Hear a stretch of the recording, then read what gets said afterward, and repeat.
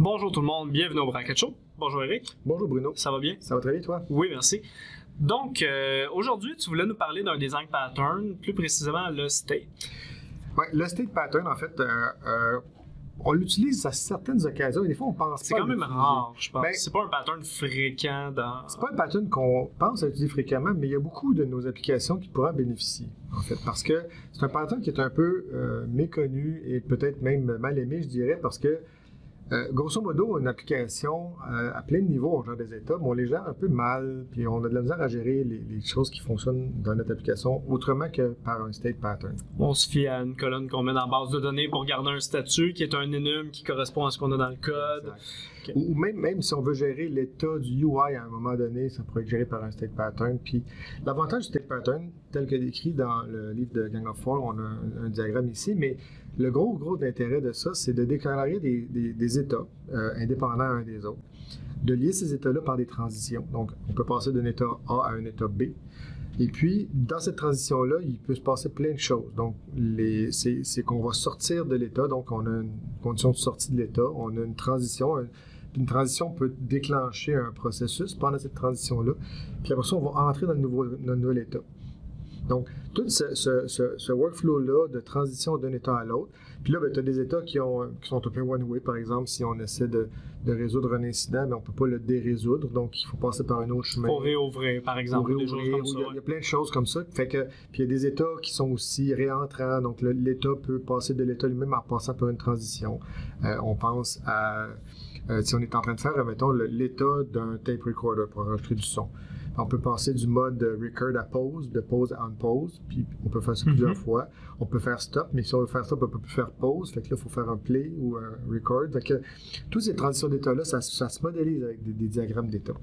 Puis même, je pense à probablement que si on utilise DevOps pour faire nos backlogs puis gérer nos tâches, probablement qu'un state machine en arrière pour les transitions sur les états des bugs, des backlogs, des tâches. Là, je vais vous montrer un outil en ligne, le lien va être dans la description, qui permet de partir d'un diagramme d'état textuel, si on veut, puis de tracer en graphique, ici en SVG, un diagramme d'état. Dans ce cas, si on est en train de gérer des bugs, donc on a un état initial on rouvre un bug, on assigne le bug à quelqu'un. Là, l'assignation peut se refaire, on peut réassigner le bug à plusieurs fois à la même personne, donc on a un état ici qui est réentrant. L'état open est ici. Après ça, on peut avoir un différé, donc un bug qui va dans le différé. Bon, peu importe les contextes, puis à la fin, on fait une fermeture du bug.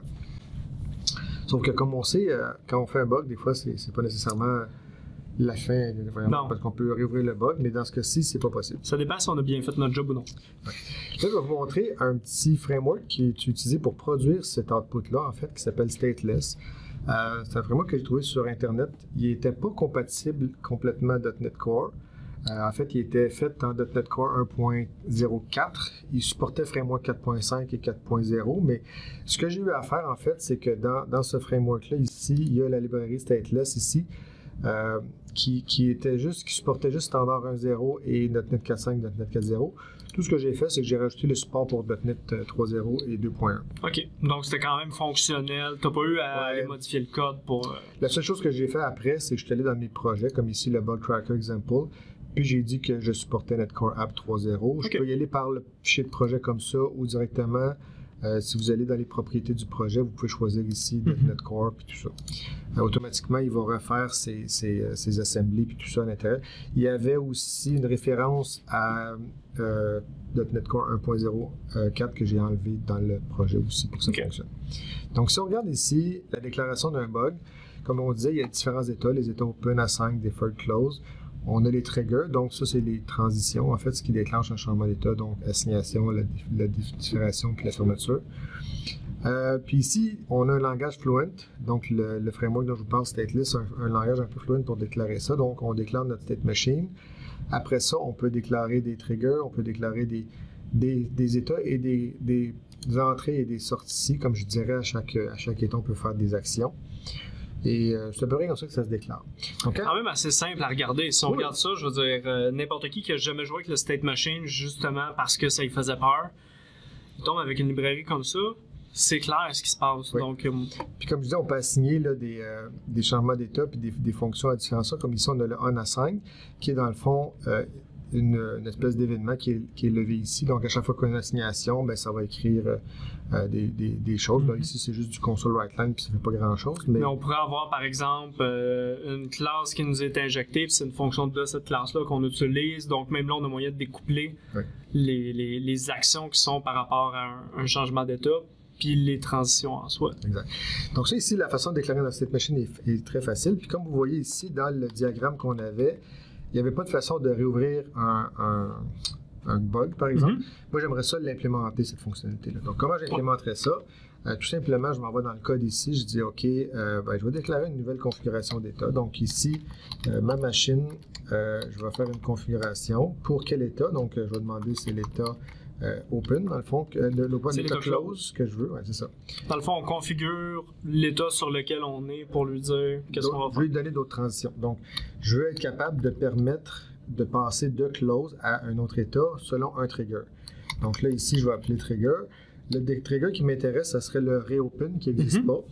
Donc, je vais le créer, reopen, qui va faire la réouverture du trigger. Ici, avec la magie de ReSharper, je vais être capable de créer cette entrée-là dans les nums. Puis, quand il est reopen, ce que je veux que ça devienne, c'est que ça va donner le state open, tout simplement. Fait que juste en faisant cette déclaration-là, je peux exécuter mon diagramme d'état, mon application, qui fait un paquet de choses, dont le framework permet de faire ça aussi, c'est que lui, ce qu'il fait à la fin, il va faire un output d'une espèce de syntaxe, style JSON un peu, mais qui n'est pas tout à fait du JSON, ça s'appelle un dot graph. Donc, qui donne un peu la déclaration textuelle de notre état, qui est ce que l'outil ici en ligne permet d'avoir. Donc, cette déclaration-là ici, si je la remplace par ma nouvelle déclaration maintenant, vous allez voir, le diagramme de droite va changer. Naturellement, il se réorganise. Mais là, on a un état qui passe de close à open via le trigger reopen. Puis, après ça, d'open, on peut partir encore en assignation. Donc, on est capable de réouvrir un bug maintenant dans ce diagramme d'état. Fait qu'avec quelques lignes, on peut modifier le diagramme d'état. On a des outils qui nous permettent de le visualiser pour voir s'il n'y a pas de bugs, s'il y avait des choses qu'on verrait dans notre diagramme d'état qui seraient incohérentes. Puis ce qui est le fun, c'est qu'avec cette librairie-là, tu n'as pas justement à toi-même coder le framework ou les classes utilitaires, les librairies pour mettre ça en place. Tout ce que tu fais, c'est que tu utilises le package tel quel. Moi, j'ai eu besoin de rajouter les choses pour .NET Core, mais comme vous voyez, c'était très facile. On utilise ça. Moi, je vous conseillerais d'utiliser le code, de forker la librairie, d'utiliser le code tel quel, parce que bon, c'est pas très compliqué, puis ça vous permet justement de supporter les frameworks que vous avez besoin. Et puis après ça, vous êtes capable de générer votre diagramme d'état, puis d'y brancher aux transitions, puis aux entrées et sorties d'état, les différentes fonctions que votre logiciel a besoin de faire dans ces transitions-là. Donc, en conclusion, faut pas avoir peur de ce pattern-là. Ça revient à ça parce que en quelques minutes, on vient d'en parler, puis c'est assez simple. C'est assez facile d'utiliser, puis de l'intégrer, puis de gérer les états de notre application avec un framework comme ça. Parfait. Donc, merci beaucoup, Eric. Bel épisode très intéressant là-dessus. On vous invite évidemment à vous abonner à la page Facebook, channel YouTube, pas oublier de peser sa petite cloche pour avoir les notifications des nouveaux épisodes. C'est un de nos nouveaux épisodes parmi tant d'autres. On relance la machine sans faire de jeu de mots, littéralement, avec beaucoup de contenu. Donc, n'hésitez pas à nous suivre. Merci. Merci.